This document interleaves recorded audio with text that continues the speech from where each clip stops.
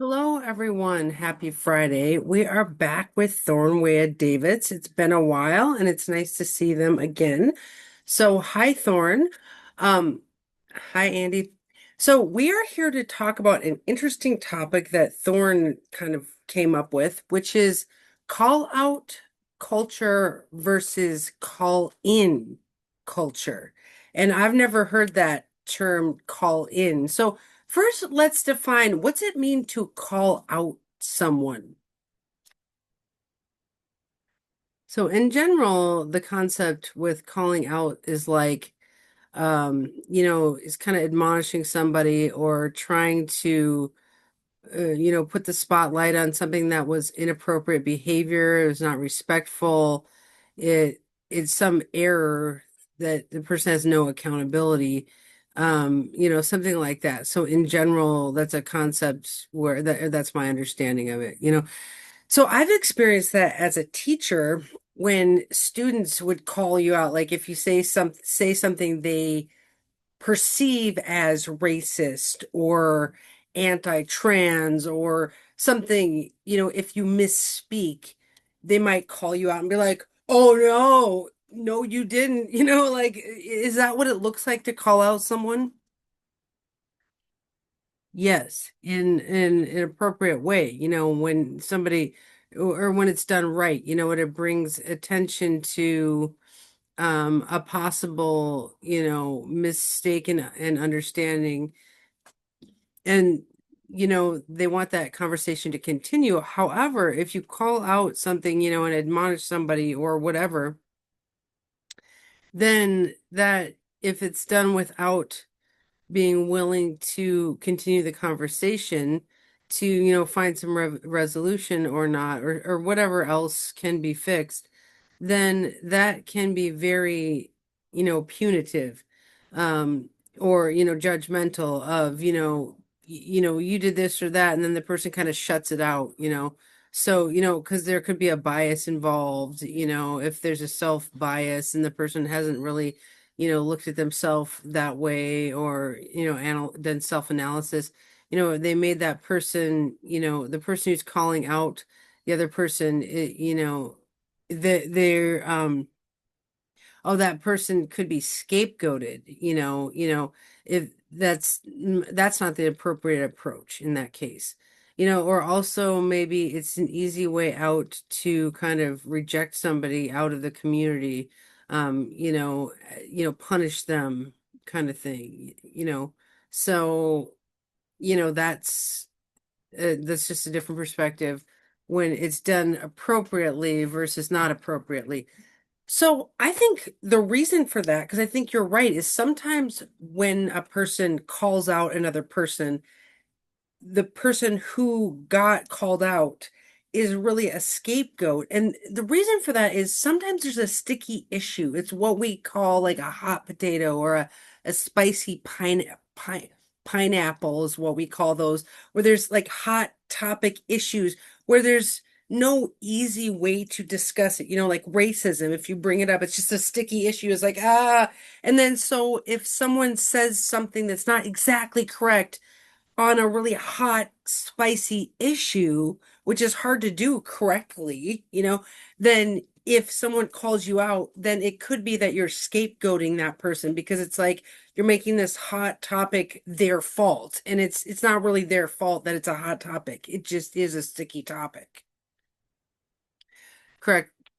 For sure. I agree with that. So, um, no, there are specific hot topics that are really sticky, and there's no right way to really bridge or discuss that topic, and so, I think that, part of that challenge is, in today's culture, in today's society, it's very, people are very hyper aware. Like you have to do things correctly in the right way, and you must be perfect. And, that's impossible, honestly. We are human, and, at the end of the day, we remember that we're all human and we all will try our best, but maybe we're not perfect, and it's worth remembering that. But I think that most people get caught up in that thinking. umbrella of I have to be appropriate, I have to be perfect, I can't make a mistake, how to talk about these things. And so it's not helpful. It's not just putting that out there. Yeah. Yeah, I remember an experience where my partner got called out for misgendering somebody, and they misgendered the person, and the person was presenting opposite to the gender they were wanting to be called. So it was a sticky situation of like, it was hard to gender them correctly because they looked like the opposite gender they were asking to be called. So my partner's very respectful of gender, but just misgendered them. And then they called them out and they're just like, I don't accept apologies, like I only accept change behavior or something like that. And that just felt like a call out to me of like, wow, you just kind of admonish my partner who was trying. You know what I mean? And so that's tough. That's tough. So that brings up the topic of is a call out always legit, or are there false accusations in call outs? I do feel that there are correct contexts where call outs are appropriate. At the same time, most of the time, they're not really.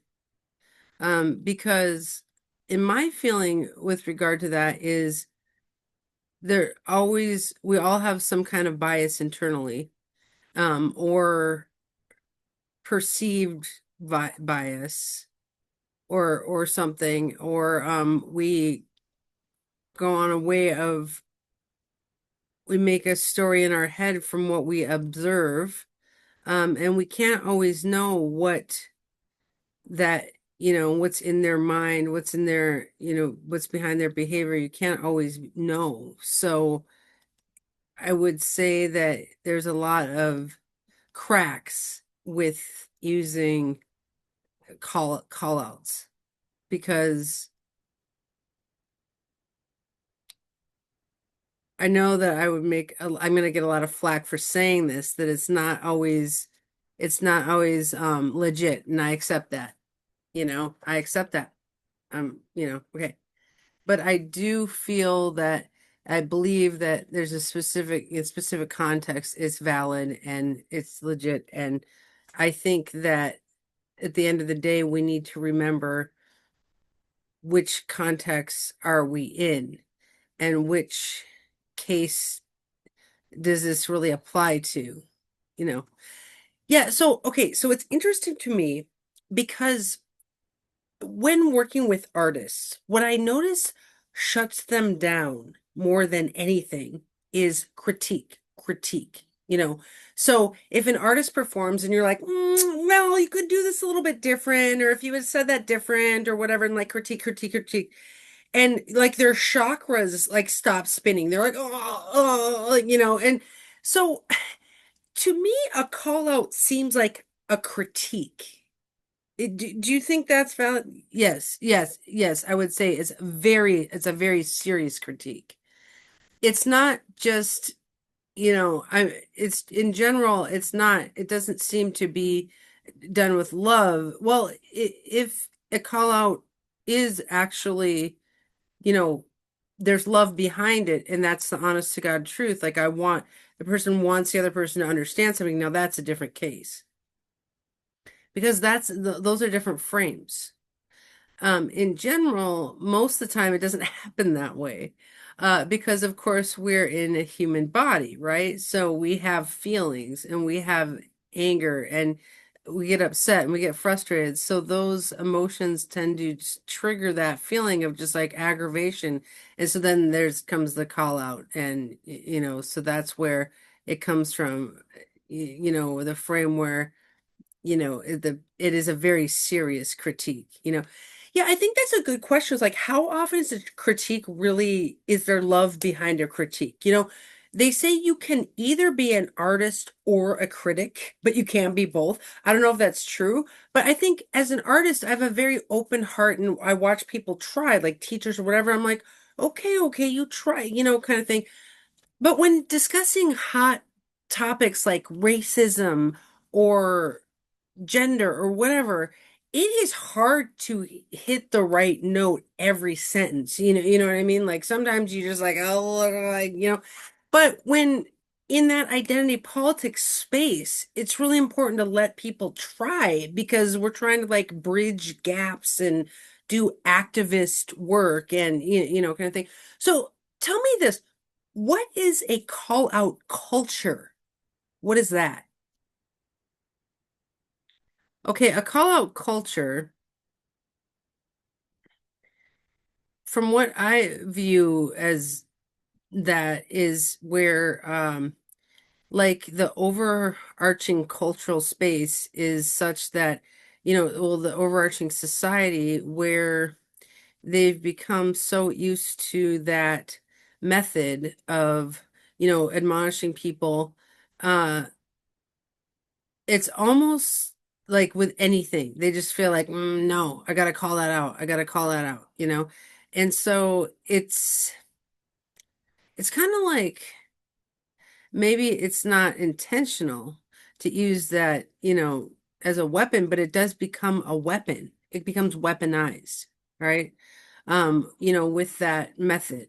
Um, so, and unfortunately, I see that, that applies, and it gets kind of rooted in queer culture or trans culture, where that kind of overlay happens, where it affects those spaces of how communication happens and our community, both in general and, the local community in general as well. So, it kind of sticks and then it's like a copy, it's like a mirror, you know.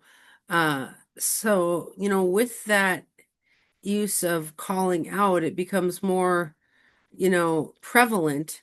Uh, I feel that it's not a benefit, because if we think about our queer community and it's our rootedness in our trans community and the roots there, it's very radical.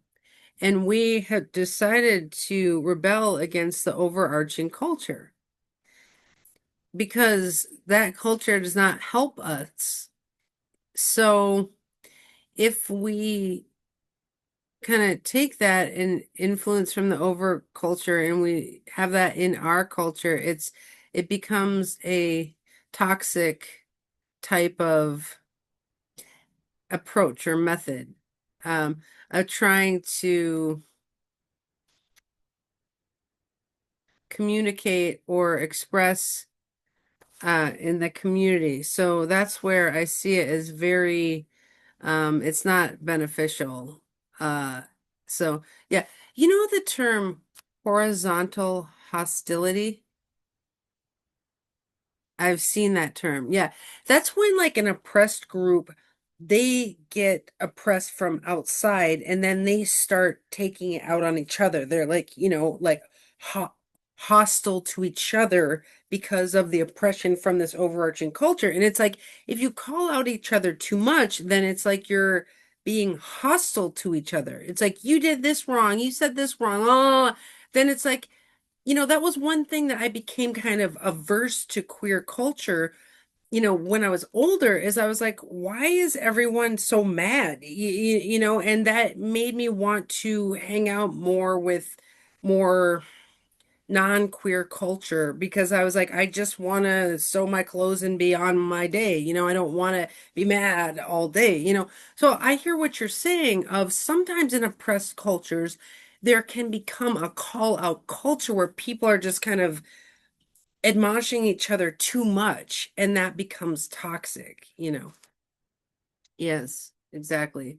Um, so I think sometimes it's a choice to be annoyed or not.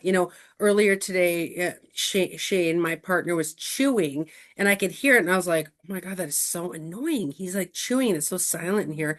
And I was like, I'm going to decide to not be annoyed by that because he's not doing anything wrong. So I just put in my earbuds and started listening to music and I was like, can't hear it anymore, like not annoyed anymore.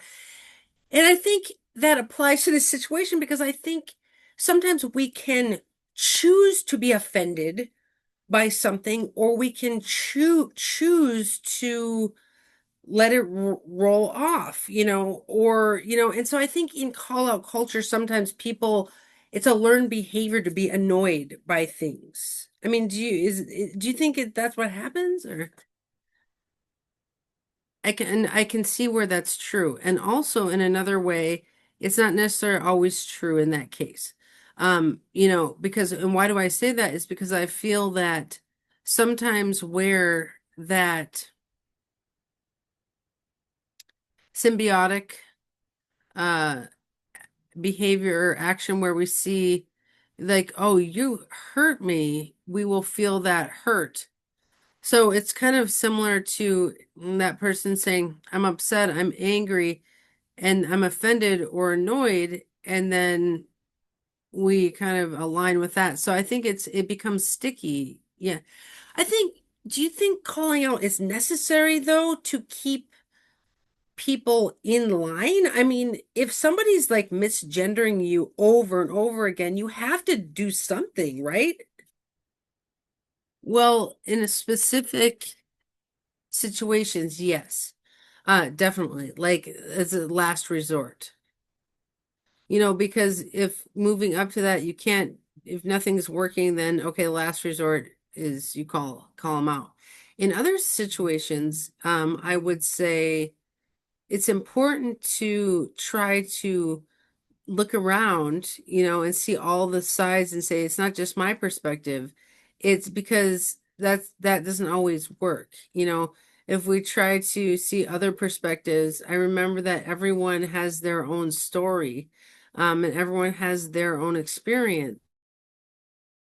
So, but then again, sometimes it's impossible to see all the perspectives at the same time, so I would say it's sticky.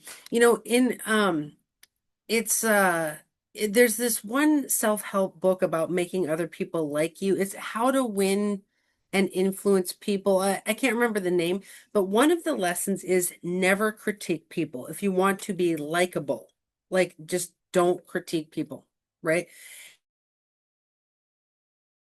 And like if you call out somebody and you're like, no, you are awful, that was wrong, it's like you can't expect them to like you. I mean, they're not going to be like, oh, thank you so much for critiquing me, I really appreciate it. There's often like it causes conflict when you call out somebody. I mean i mean so yeah, things get thrown off. So like let's analyze that. When a person is called out, what happens? What's the result of that? Well, when someone gets called out, um, it would disrupt whatever is going on, that where that's happening. It depends on the day, the time, the situation, whatever, but it would disrupt something there. And it would have an adverse effect on the person who is being called out. Not only that person, but also the people around and the other people around. So, yeah, yeah. Okay, so now let's talk about your idea, which is a call-in culture. What does that mean to you? For me, calling in is more of giving the opportunity for authentic, open, vulnerable, grounded, when and if possible, grounded discussion or conversation where you invite, a person and you say, your behavior is not appropriate. Come here. I want to understand what's behind that behavior.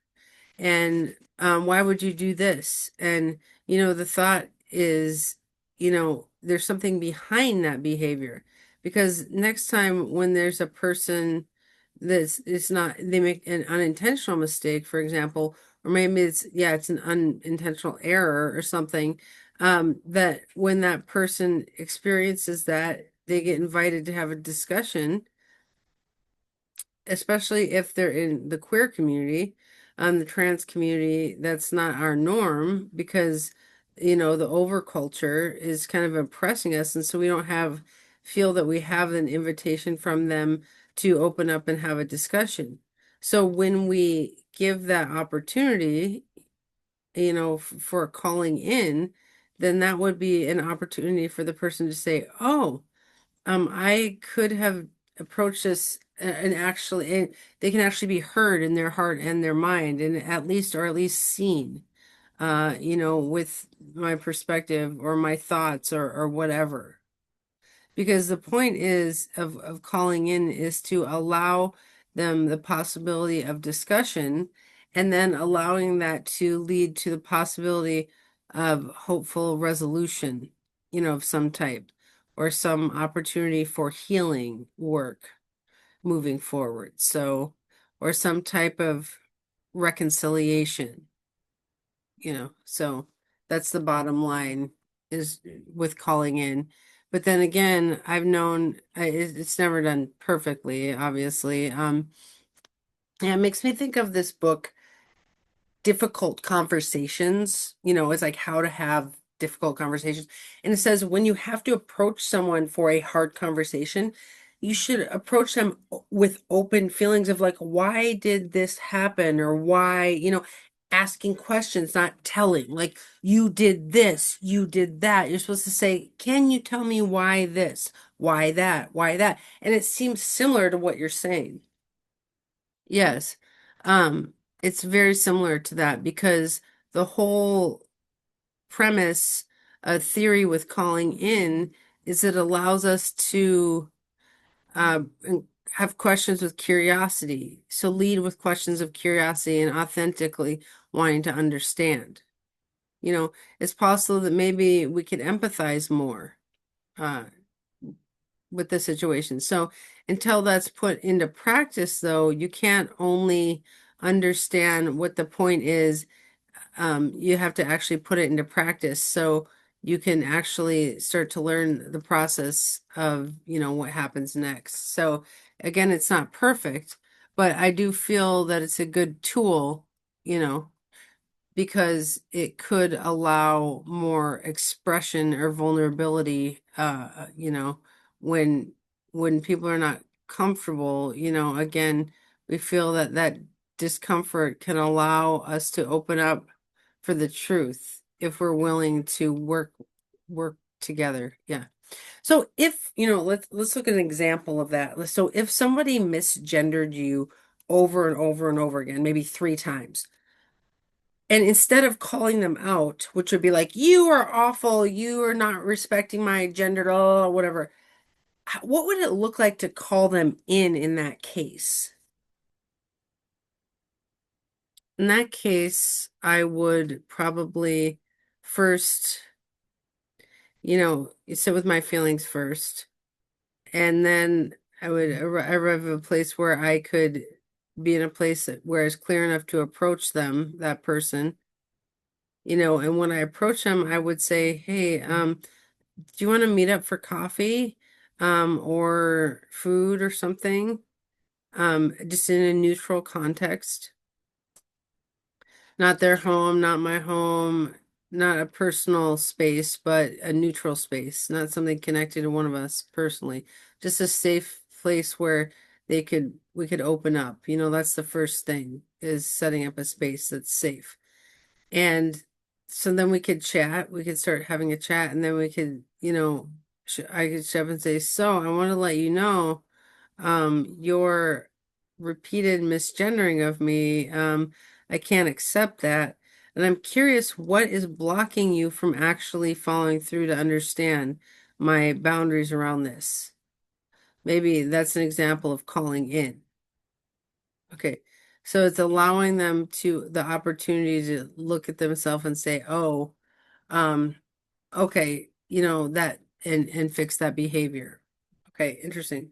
So does calling in assume honest intent, or it doesn't assume that the person's trying to be wrong, like calling out is like you're wrong, but calling in seems to assume that a person is good and that you have to kind of find the good,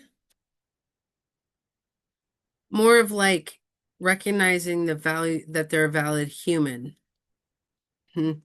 I can't assume, what they're thinking. I can't assume why they're going on, with the wrong behavior. I can't assume that.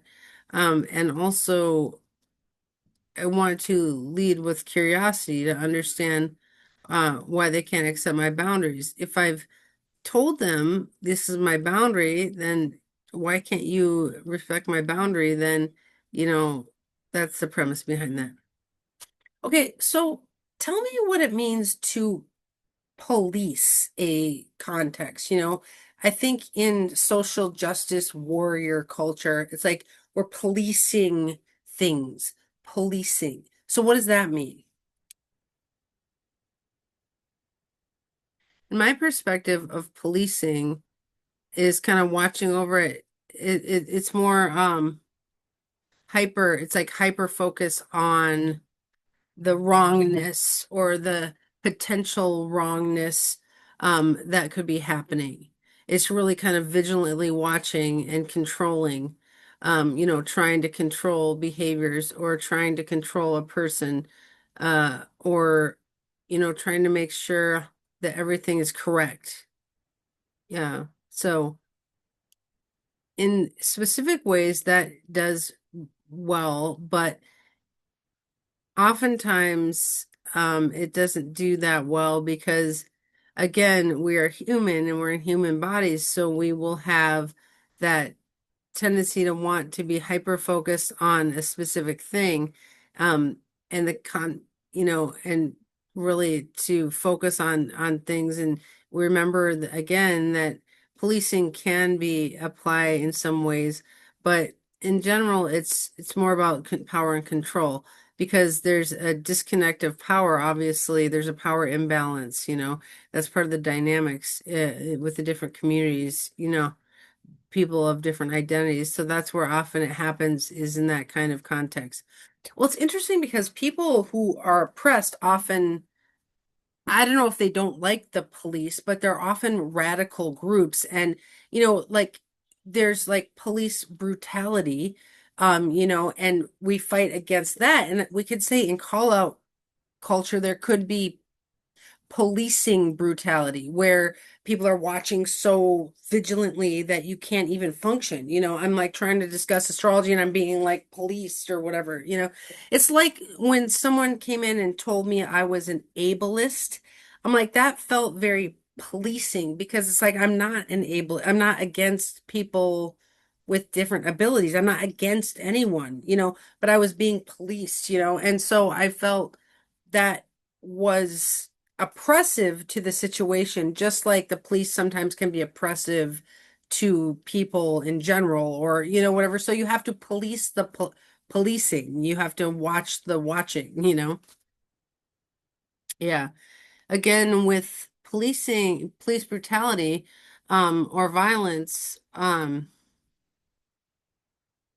for example, me, I'm a deaf person, and I do not like the police in general.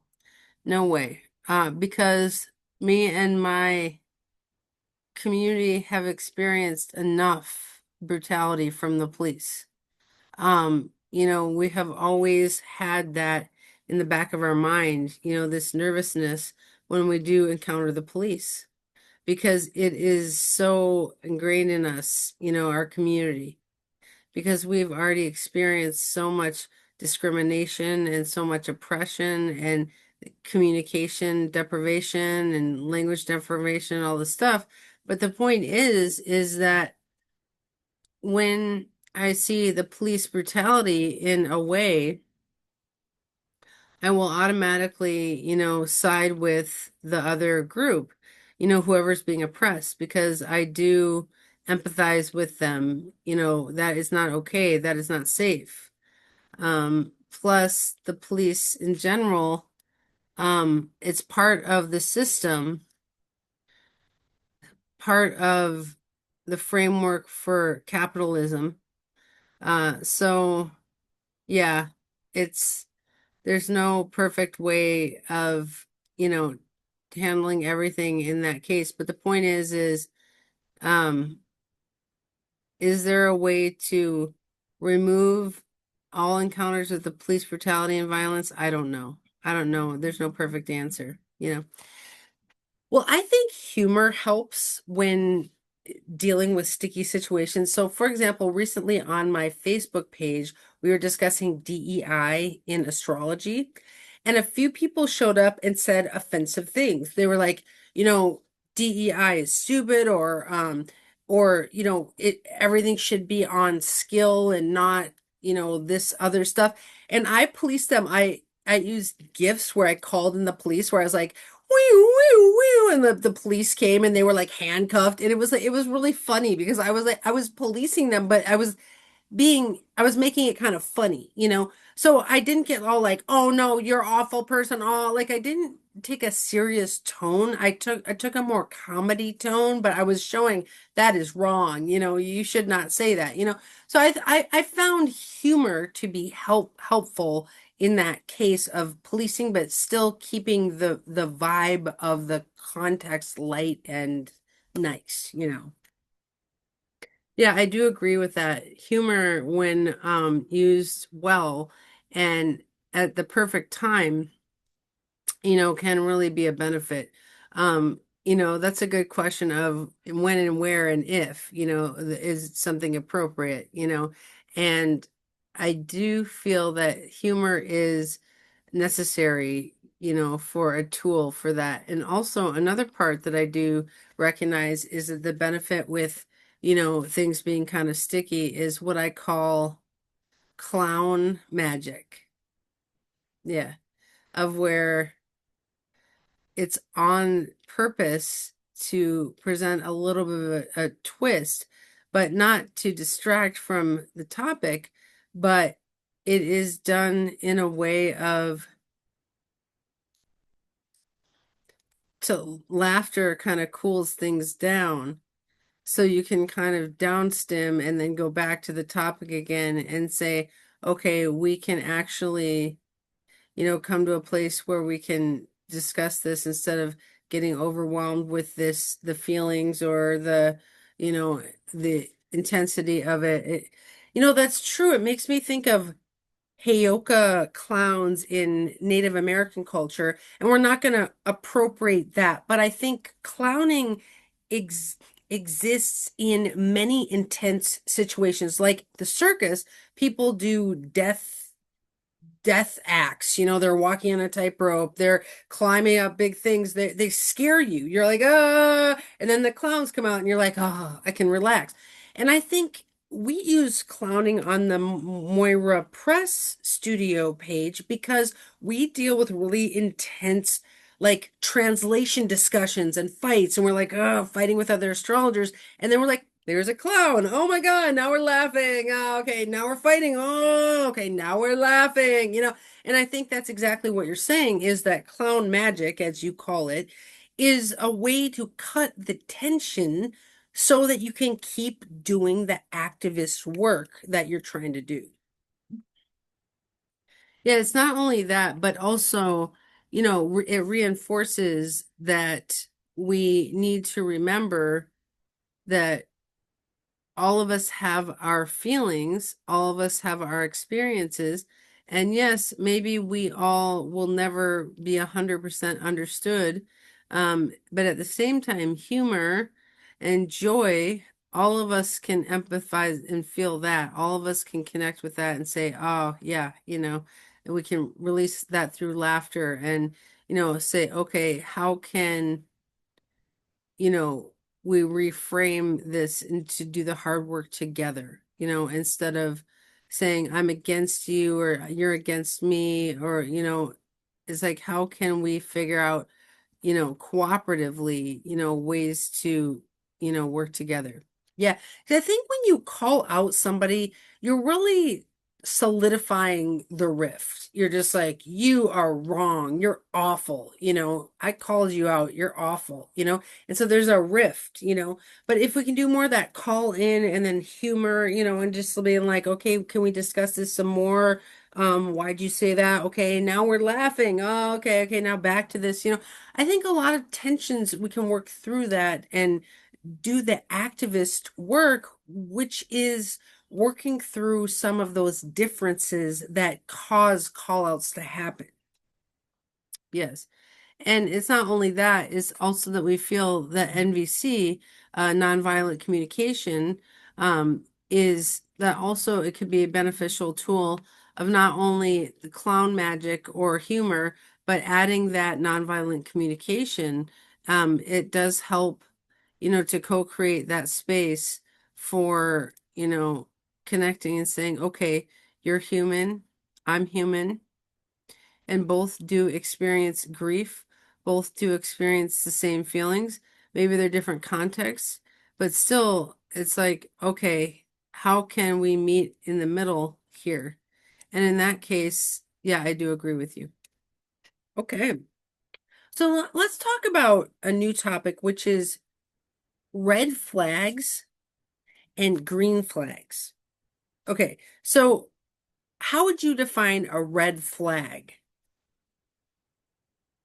So a red flag is more of like, because that often is used in kink culture, of a red flag means like a no, like no, stop, stop, stop, stop. Like it's like a red sign, like a stop sign. Like a boundary, like I'm not there. Okay. Okay. Yeah, and I think when we're dating, we would say a red flag is like something that's like, no, not that person. That person's not right. There's something wrong. If you had a teacher or a guru or something, if you had a red flag, you'd be like, ooh, that was not good. I don't feel good about that. So maybe it's not my teacher. Maybe that's not my person. So I think it defines stop. There's something wrong is like a red flag. I would say yes, it's a stop, it's a pause, it's a halt, but it's not necessarily always wrong, because sometimes I do feel that that red flag can also relate back to past trauma, or, a trigger, or something like that that's kind of convoluting the situation. So it's important to be able to differentiate the context where a red flag, or is that the mind, having a red flag, and it actually is an issue. Is it real, or is it, a trauma response, with something in my past that I haven't really resolved, or, worked through. And so, but obviously it is a stop. It's like it kind of defines stop. The reason I brought this up is it's similar to call out, which defines something as bad or wrong. It's just like, oh, that was wrong, that was wrong, that was wrong. It's like that person is trained to see the wrong. And I think we are trained to look for red flags. It's like when you're dating someone, look for what's wrong, look for what's wrong. I'll make sure you catch all the wrong things. But at the same time, we could be looking for green flags. What's right? What means go? What means, oh, go ahead more with this teacher or this person you're dating? Like, go ahead, that's a good one. So, what are some like green flags for you in relationships? Green flags, I would say, relate to if the person is willing to learn and understand how to communicate with me. Why? Because it always ends up me having to match their style of communication. But, it's not that often that they would be willing to come over to my side and really learn how to communicate with me. And that would be using sign language. Um, so, and then another green flag would be if they're willing to be involved with my culture, with my community. Um, they'd be understanding of my world better, understanding who I am as a person. Those are two big green flags for me. Not only green flags, I would also add and suggest yellow flags. Okay, what's that? What's a yellow flag? That would be more of like maybe it's like a step back and wait of, am I seeing something that's wrong? How is that sitting with me? Something's bothering me. It's yellow, maybe wait, let me check in. And then I can decide, either way, kind of thing. Yeah, that's interesting. Yeah. Okay. Yeah. I think, okay, because I feel that it's important to become that you get stuck in the binary of like only red flag or only green flag. No, there has to be some spectrum there. Yeah. So, do you think we are trained to see green flags or we only get trained to see red flags?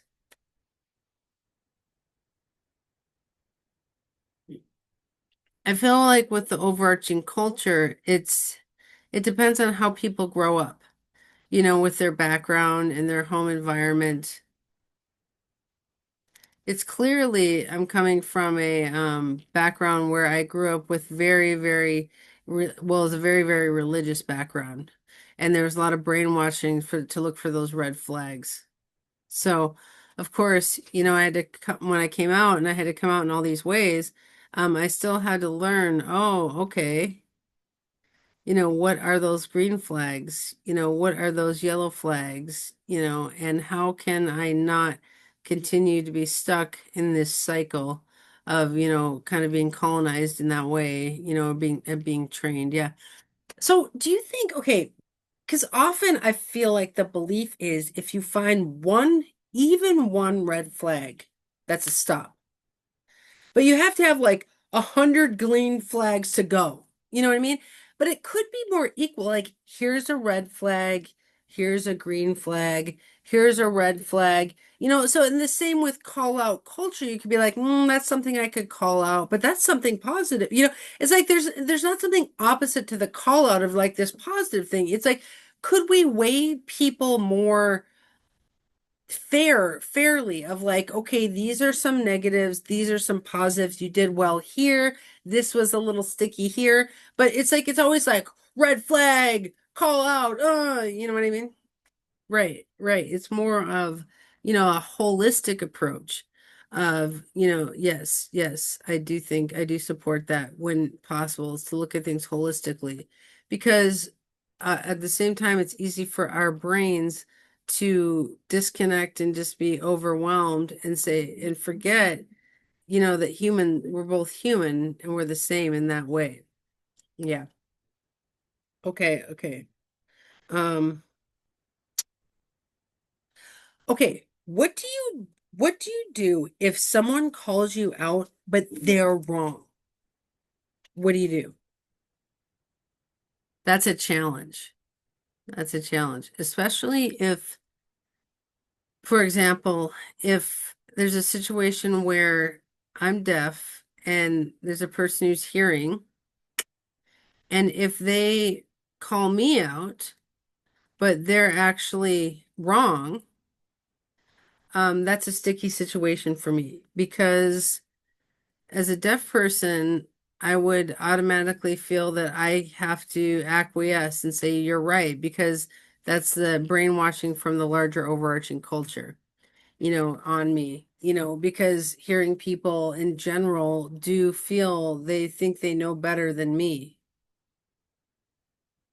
But so in that specific situation, I would need to be assertive and say, no, that's not right, and own my no in that way. Directly and say, no, that wasn't right. Maybe your perspective, you perceive me as being wrong, but you have to allow me to share my perspective.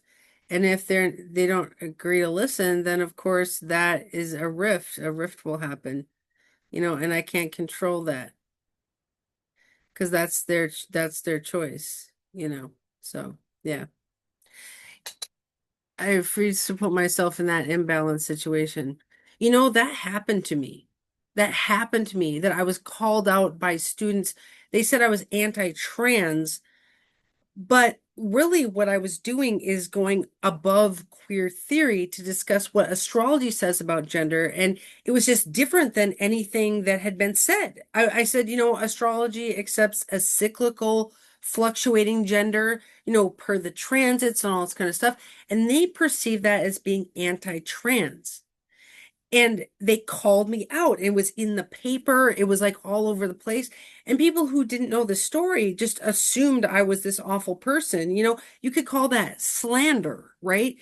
But it took years for me to realize that someone can call you out and just be flat out wrong. I mean, like, so exactly. So the way that I've kind of worked against that call out is to build up content that shows how I really feel. It's like that where I work with trans activist people and we work together to discuss the astrology lens on gender, right? But I had to do the work to work against the call out. You know what I mean? So it's like when that you had to show, yeah, that shows follow through. But I think it's a valid point to say in call out culture, you can call out people, but that doesn't mean that you're right. I mean, you might be angry, you might be more angry than the other guy, but that doesn't mean that you're right, right? It doesn't mean that the other person's right. So I think sometimes if you get called out, it's like it should be brought to the court of the community. It's like, what does the community say about that call out? You know what I mean? Yeah, it's like it's a similar idea of a court of peers. Yeah. Okay. Okay. Where the there's a non-bias yeah, there's a non-biased situation there that's important. So yeah, that's interesting. Okay, so okay. Now, if someone gets called out, what should they do?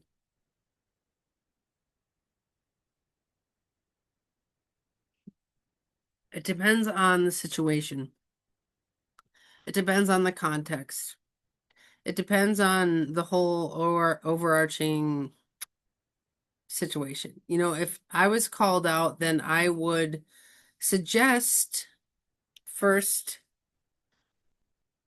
allowing myself to feel everything, feel all the feelings. Just feel it all, feel everything. Because sometimes the automatic response is to say, that person called me out and it's like there's automatically inside, it's like I am supposed to feel ashamed for my behavior. I feel like I have bad self-esteem now. I feel crushed. And it's like, no. My feeling is that if the person allows, there's a spectrum of feelings, and they should be able to feel all the feelings and get it out. And then maybe sit with what's the first step that I want to take? Do I want to discuss it with a therapist? Do I want to get an outside perspective? Or do I want to discuss with a trusted friend or talk with a partner or do I want to meet with that person who called me out and say what's up, kind of thing. So those are all different ways that you can approach it for sure. Nice. Nice. Interesting. Those are all very good. One thing I did after getting called out was get a bodyguard. Like, I'm serious. I mean, like, do they stand with me all the time? No, but if I get called out again, I'm like, okay, I would like my person with me as I defend myself because we're in a court of law now. Like, you've said that I'm wrong or I did something wrong. Okay, I did that for a reason, you know. I think astrology knows better about gender, so I'm gonna teach that, right? So it's like, but but there's one of our artists who gets called out a lot. They're in the trans community and they're trans themselves, but they keep getting in fights with other trans people. And they're calling them out over and over again. I'm like, you need a bodyguard. Like, really, you need somebody, a friend even, to support you while you defend yourself. Um, yeah, yeah, just like just someone on your side because it can become a debate. It's a debate. If the person who's calling out often just assumes they're right. Like, you're wrong, I'm right, and that's actually not true. You know, sometimes it is, but sometimes it's just a matter of perspective, or there's a difference of opinion. And that doesn't mean that either side is wrong, right? Both people should have someone with them, like, or a mediator or something, you know. That's true. I agree. And also, I want to bring in with this that I feel the challenging part with calling out people is in general is also that it's rooted in the binary thinking. Oh, snaps on that one, Yeah, because that is putting on us, from society. It's the overculture put that on us. Yeah. So how else can we break out of that binary thinking if that's all we see right there is so therefore we can be able to figure out a way to come out of that and move on. That's so interesting because calling out says wrong, like, which is like right or wrong, one or zero, one zero. It's like binary. You're right. That's really, like, it's really important.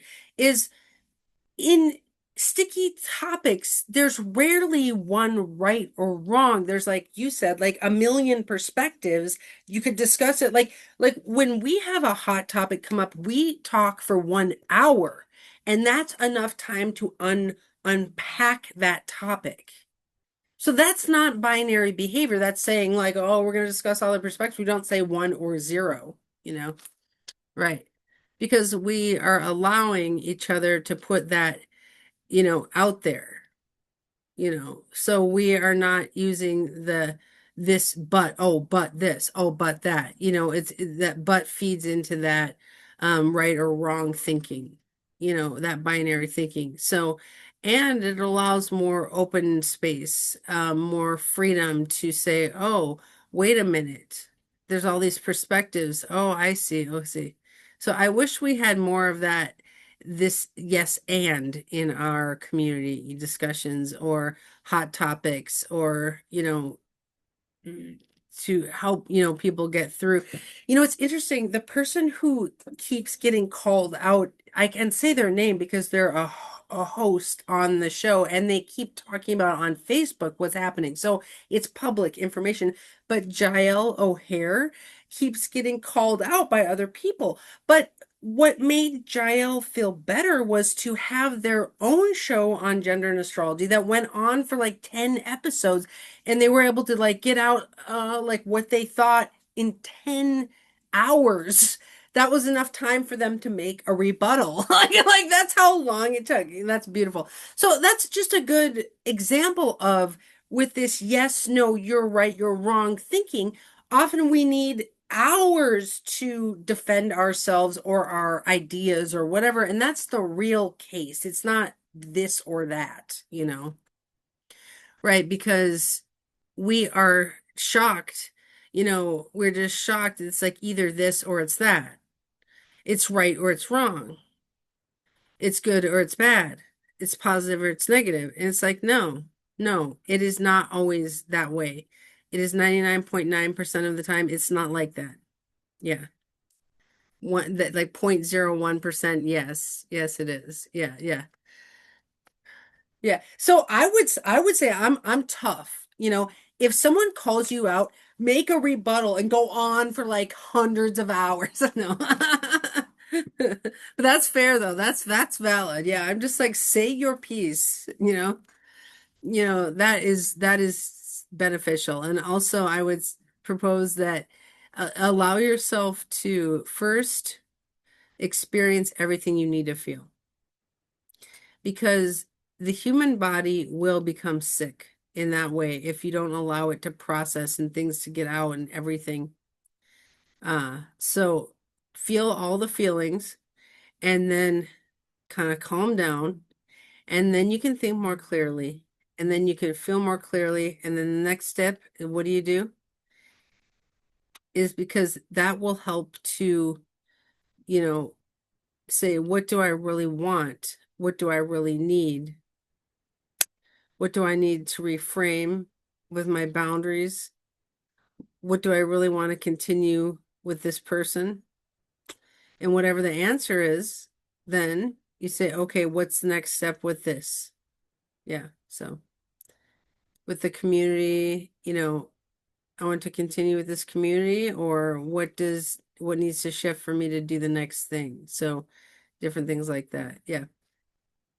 Okay. Well, um, so I think that's probably a good enough conversation. Is there anything you want to add or any last points? I just want to add that this is a good start. It is not an hour and then you wrap it up. Recently, we just opened the the discussion. Maybe it can be a more rich continuation of a discussion in the future. Yeah, I would love to get Jael on this show to discuss with us. Yeah, that would be amazing. I would be open to that. That would be a cool conversation. I think it would be a cool series because I think with the work we do, which is very activist work, where we're trying to make new connections and really bring gender theory more far than it has been up till now, I think it would be worth it to really, develop a good conversation around, those sticky situations and what do you do?